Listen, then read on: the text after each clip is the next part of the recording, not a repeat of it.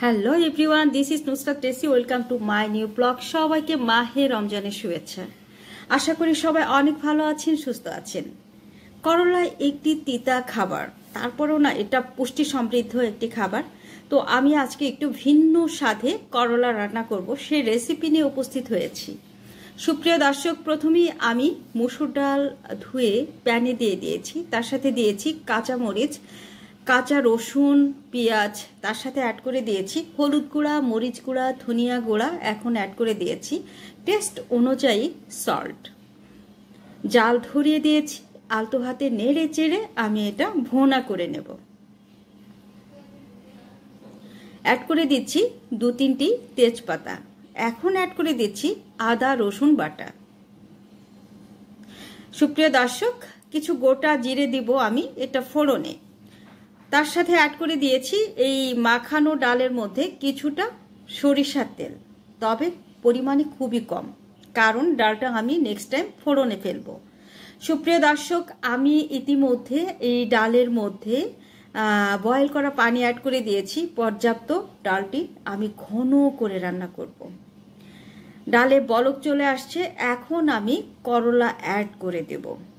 আগেই করলা দেইনি, কারণ বেশি সিদ্ধ হলে ওভারকুক করলা খেতে অতটা মজা না। আমি রান্না করব করলা গ্রিন কালার রেখে, পুষ্টিগুণ ধরে রেখে, এবং এটা খেতেও দুর্দান্ত হবে আর সিদ্ধও হয়ে যাবে। বলক চলে আসছে। আমি বেশ কিছু সময় পরে অফ ক্যামেরায় ছিলাম, এখন এসে নেড়ে চেড়ে দিলাম। আবার অফ ক্যামেরায় থেকে বেশ কিছু সময় পরে আবারও এসেছি আলতো হাতে নেড়ে চেড়ে। এখন আমি এই করলা ডাল ফোড়নে ফেলব। অ্যাড করে দিচ্ছি এবার সয়াবিন তেল। তার সাথে দিয়েছি 2টো শুকনা মরিচ। এখন অ্যাড করে দিচ্ছি গোটা জিরে আর হচ্ছে পেঁয়াজ। পেঁয়াজ ভাজতে একটু সময় লাগে। যখন একটু লাল হয়ে আসছে, ব্রাউন কালার হয়েছে, ঠিক তখনই আমি রসুন কুচি দিয়েছি। নেড়ে চেড়ে যখন সম্পূর্ণটা ব্রাউন কালার হয়ে আসছে, ঠিক এই মুহূর্তে আমি ডাল ফোড়নে দিচ্ছি। এত সুন্দর একটা অ্যারোমা পাচ্ছিলাম, যেটা আসলে বলে বোঝানো যাবে না, ক্যামেরায় দেখেও বোঝা যাবে না। আপনারা ট্রাই করলেই বুঝতে পারবেন এই করলা ডাল কতটা মজার আর কতটা পুষ্টি সমৃদ্ধ একটি খাবার।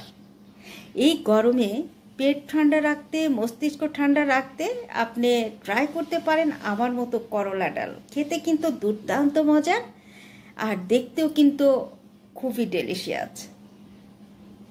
সো সবাই ট্রাই করতে পারেন। সবাই অনেক ভালো থাকেন, সুস্থ থাকেন। সবার জন্য শুভ কামনা, আবারও শুভেচ্ছা। আমার জন্য সবাই দোয়া করবেন।